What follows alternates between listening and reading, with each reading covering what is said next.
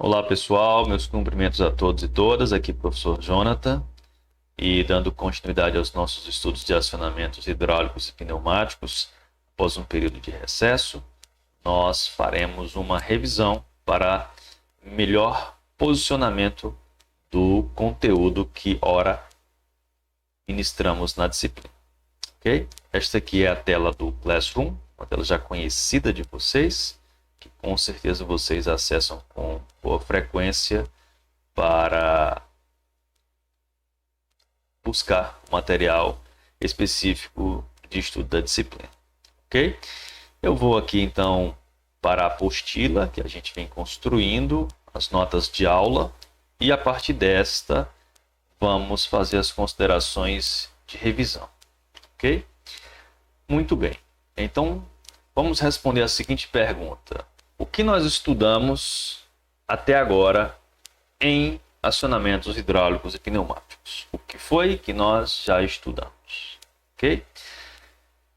Então, nós já bem caracterizamos acionamentos, ok? Das máquinas, dos sistemas, e diferenciamos uma estrutura, um sistema que trabalha com um fluido compressível, pneumática, notadamente o ar, daí o ar comprimido, e com fluido que não é compressível, ou seja, com um fluido incompressível, notadamente o óleo. Então nós teremos acionamentos devidos pneumáticos, referindo-me a fluidos compressíveis, e hidráulicos, referindo-me a fluidos não compressíveis, ar e óleo, respectivamente. Ok? Muito bem. Aqui nós apresentamos uma tabela que caracteriza tipos de acionamentos: pneumático, hidráulico e eletrônico. Tá bom? Na sequência, estudamos um pouco das propriedades do ar, variadas, tá bom? E depois um pouco das propriedades dos líquidos, tá bem?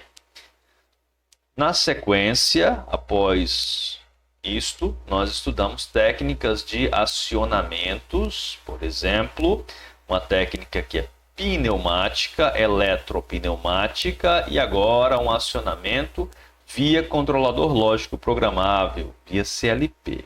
Okay? Ao fazê-lo, nós fizemos uma caracterização textual e também por meio de diagrama, diferenciando um acionamento puramente pneumático, um acionamento eletropneumático e um acionamento que é pneumático aqui, entretanto, via CLP. Ok? Então, o acionamento do circuito pneumático é via CLP. Bom, seguidamente nós estudamos o quê? Nós estudamos os elementos básicos que estão contidos num circuito pneumático ou hidráulico, ok? Entre eles, compressores e bombas, ok? Compressores e bombas. Fundamentalmente, preste bem atenção nisto, é uma declaração muito simples, mas é muito importante. Fundamentalmente, uma bomba trabalha com fluidos incompressíveis, uma bomba com óleo, certo? Um compressor com fluidos compressíveis. Compressor é com ar, certo? Então, só cuidado para não errar, porque isso é um conhecimento basilar, ok? Embora construtivamente haja uma grande gama de características símiles entre ambos no que se refere às suas características de funcionamento ou construtivas, ok? Na sequência, nós vimos o que mais? Estudamos sobre simbologia e que simbologia é apresentada ou utilizada em cada elemento de um circuito eletropneumático ou pneumático hidráulico. Bom, preste atenção aqui. A simbologia deve estar pautada na NBR, na norma 8897 de 85, ok? O seu argumento profissional técnico não é uma nota de aula ou uma apostila. É a norma, o que a norma declara sobre determinado elemento, ok? O que a norma declara, tá bom? Elementos adicionais, textuais, gráficos e de simulação são complementares, ok? O peso, tecnicamente falando, do profissional precisa ser pautado sobre o argumento normativo, porque você precisa estar em conformidade ou não com a norma durante os projetos que ora executa, ok? Bom, na norma nós verificamos o que? Qual a simbologia utilizada para bombas, por exemplo, de fluxo com deslocamento fixo e fluxo em um único sentido. E aqui eu já vou pular para o último, olha só, deslocamento em sentidos duplos, né? Tanto pode deslocar-se para um lado quanto para o outro. E também agora com o deslocamento variável, ok? Então, possibilidades. O que mais nós estudamos? Sobre filtros, tá bom? E aqui nós já teríamos perguntas muito relevantes no que se refere ao profissional da área, ao acionamento de um circuito hidráulico e pneumático, ok? Perguntas como, o que é um filtro? O que é um filtro? Precisa ter um filtro num circuito hidráulico? Precisa ter um filtro no circuito pneumático? Por quê? Qual é a função do filtro no circuito? Ok? Essas perguntas devem ter fácil resposta para vocês. Ok? Depois estudamos sobre resfriador. O que é um resfriador? Por que eu preciso colocar um resfriador no circuito? Qual é a simbologia de um resfriador? Está aqui, ó, 12A. Certo? Conforme norma, conforme a normativa. O que é um secador? Por que eu preciso colocar um secador no circuito? Dreno, ok? Lubrificador, certo?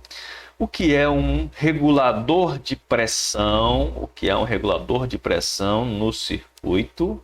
Ok? Como é que ele funciona, um regulador de pressão no circuito, tá bom? E o que é uma unidade de preparação? O que é uma unidade de preparação? Ok? Teste, pessoal, preste atenção. Teste sua expertise dentro da área, dentro do conhecimento, porque algumas falas dos senhores precisam conter respostas, ainda que sintéticas, mas corretas sobre isso, certo? O que é uma unidade de preparação, lubrifio, por que utilizamos, para que serve, ok? Muito bem. Feita esta pequena parte aqui, esta introdução, nós estudamos o que mais? Estudamos sobre os atuadores. Tá bom? Os atuadores, os cilindros, desculpe, e motores, ok?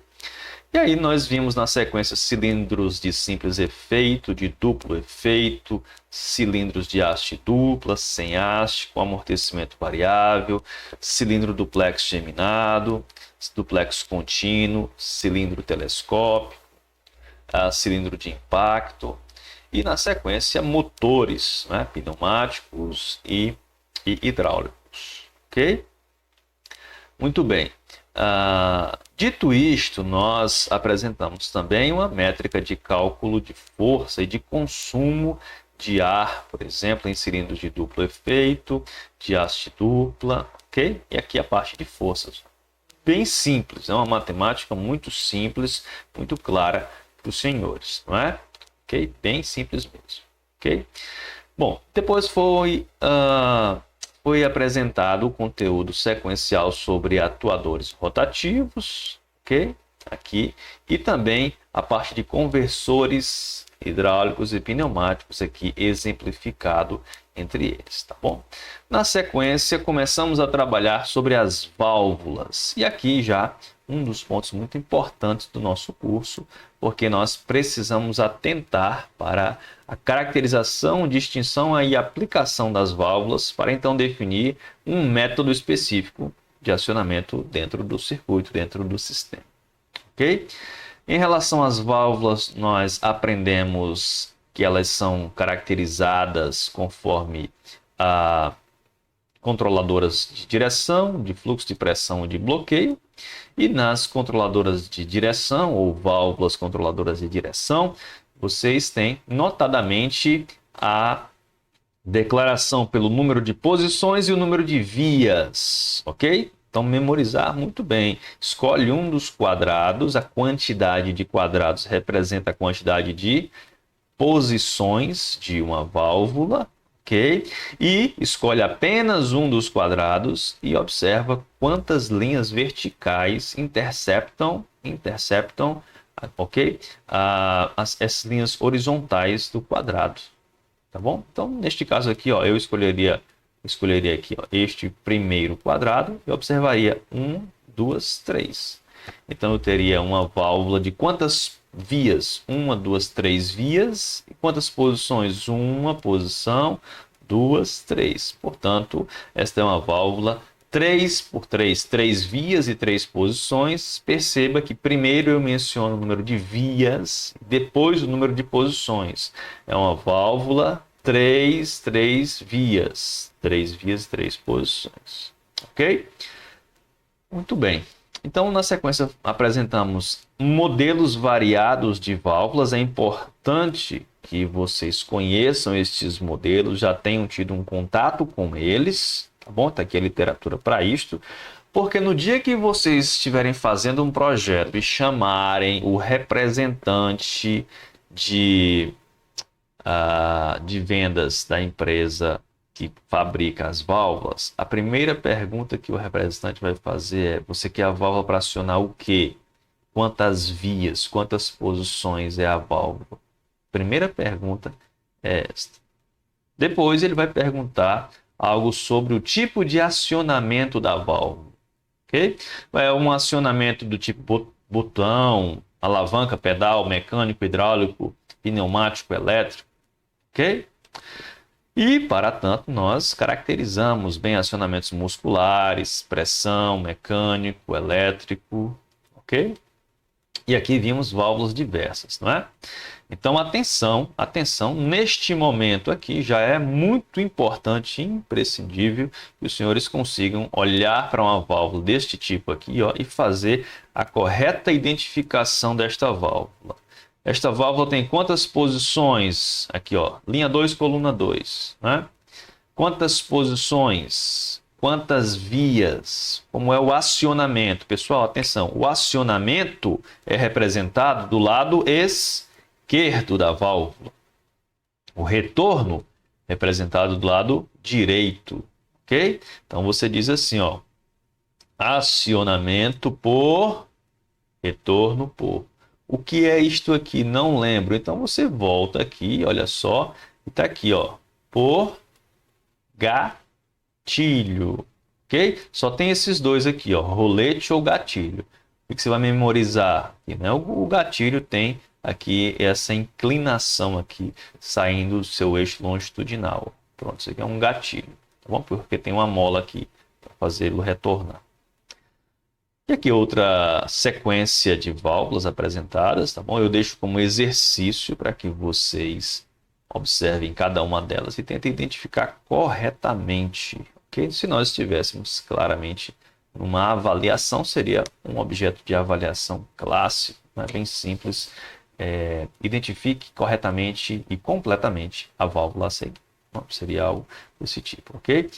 Claro que na identificação dessa, a consideração poderia ser feita em termos de compra do material. Por exemplo, se você fez uma identificação incorreta, a válvula que vai chegar no almoxarifado da empresa é uma válvula de acordo com o que você identificou. Quando ela sair do almoxarifado e for para a linha de produção, gerou um impacto. Não dá para simplesmente substituir a válvula que estava danificada, porque a válvula que foi especificada para a compra é válvula diferente que estava sendo utilizada. Mas foi só um detalhe, só que você mudou o tipo de acionamento. Então vai ter que modificar tudo lá na linha de montagem. Você compreendeu a importância de identificar corretamente a válvula? Ok? Muito bem, continuando aqui, o que mais nós estudamos? Bom, nós estudamos a normalização dos conectores da válvula, ok? Então, nós estudamos o seguinte. A norma DIN 24300 apresenta aqui, olha só, uma identificação das conexões totalmente com letras, certo? E a ISO 1219 apresenta a identificação das conexões por números, ok? Então, se nós olharmos aqui esta válvula, aqui, olha só, olhou e viu com os números, já sabe que a representação aqui é pela ISO 1219, ok? Olhou para cá, ó, e viu que a válvula apresenta letras, já sabe que é uma válvula que está sendo identificada pela DIN 24300, ok? Preste atenção aqui, ó. Olhando para esta válvula, o 1 representa o quê? O 1, entrada de pressão, certo? 3 representa o quê? 3, saída ou escape, tá bom? Isso aqui é muito importante, principalmente na hora da montagem. A válvula não está funcionando correto, não está funcionando corretamente. A válvula não está funcionando corretamente. Bom, conexões estão feitas respeitando as características construtivas dela, certo? Dentre tais, bom, a pressão tem que entrar aqui no conector 1 ou no 3? No 1, certo? E por aí vai, mesmo nos demais elementos. O 2 é para quê, professor? O 2 está aqui, ó, utilização, ok? Isso fica muito claro quando a gente começa a montar os circuitos pneumáticos, não é? Na sequência, nós estudamos o que? Válvulas controladoras de fluxo, ok? E aqui a intenção é perceber que aqui é uma esfera com um cone, né? Na verdade é um cone com uma esfera e o ar impulsionado por esta linha aqui, ó.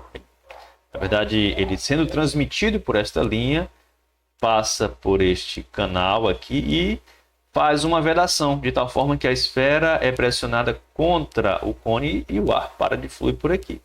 Por esse motivo, unicamente o ar passa por aqui, ó. Então você tem uma válvula que controla somente neste sentido aqui. De tal forma que você pode aqui reduzir a área para restringir o volume de fluido passando.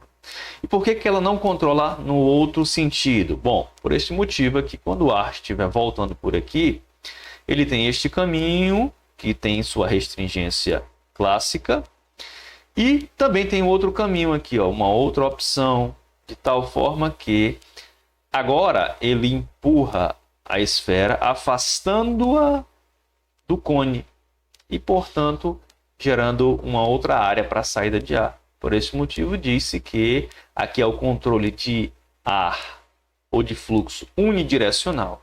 Se não houver este outro caminho aqui, ó, vou usar uma expressão popular, este bypass aqui, ó, certo? Então, o ar tanto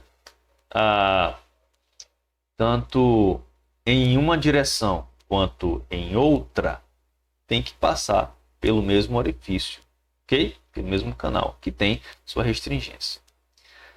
Muito bem. O raciocínio é o mesmo para válvulas reguladoras de pressão, ok? Aqui é apresentado melhor diagramalmente. E válvulas de bloqueio, ok? Bloqueio sem mola, com mola, ok?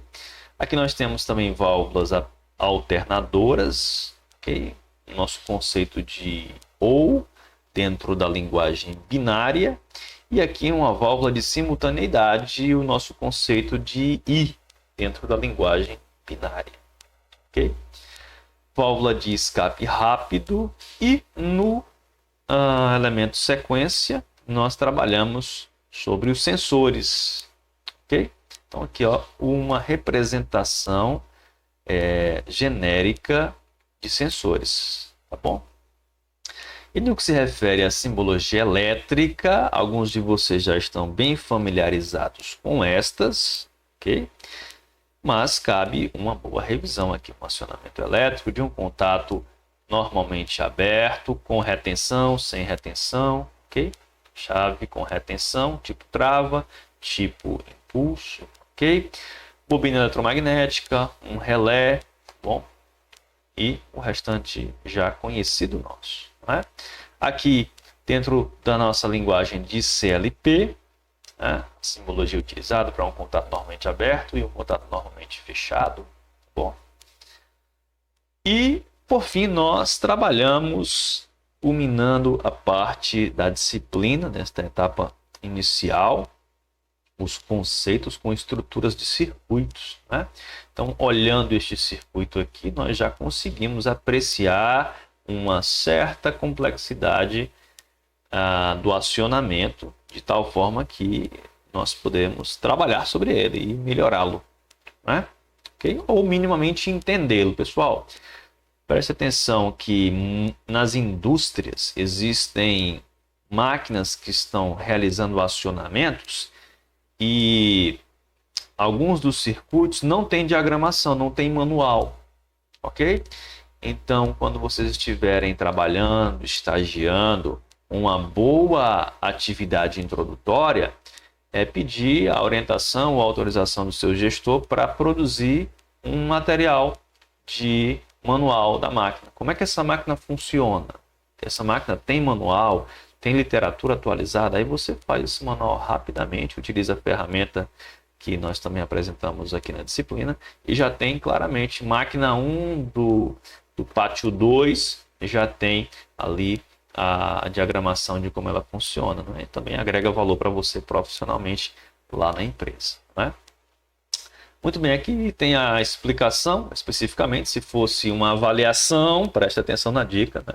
Se fosse uma avaliação do tipo, analise o circuito a seguir e identifique cada elemento em relação à sua função no circuito. Olha só, seria uma questão muito simples que você responderia com maestria utilizando a parte textual, ok? Bom, então nós chegamos na parte final da nossa apresentação de revisão, ok? Objetivou apresentar neste ponto aqui os comandos básicos, ou seja, um acionamento de um cilindro de simples efeito, né? Como é feito por um circuito pneumático, por um circuito eletropneumático e através de CLP, ok? Como é feito? Isto ocorrerá para todos os outros variados circuitos, como vocês conseguem perceber aqui, ó. Tem vários circuitos aqui nós apresentamos, tá bom? E qual é então o exercício proposto para vocês? Bom, o exercício é que vocês peguem cada um destes circuitos aqui, cada um deles, e com o objetivo de familiarizarem-se, acessem o simulador que eu postei o link, a versão demo do fabricante, fabricante Festo, ok? É o Fluid Sim da Festo, tá bom? E tentem fazer estas simulações, ok? Para que vocês comecem a adquirir um pouco mais de propriedade no que se refere ao acionamento, tá bom? Então, a partir aqui do item 5, válvulas, vocês têm vários circuitos. Qual é o grande objetivo aqui? Ó? Preste atenção para você não se perder na hora. O grande objetivo é a seguinte simulação. Você está lá na empresa, houve um problema na produção, vai para a fábrica, né? Vai parar a fábrica e o circuito lá funciona dessa forma aqui, ó. Desta forma aqui. Bom, alguém chega para você ou liga para você e pergunta qual é a solução que eu posso apresentar lá na produção para não parar a fábrica. O que é que pode ser feito? Né? Então você aqui na sua tela, fazendo as devidas simulações, consegue dar sugestões factíveis ao processo. Ok?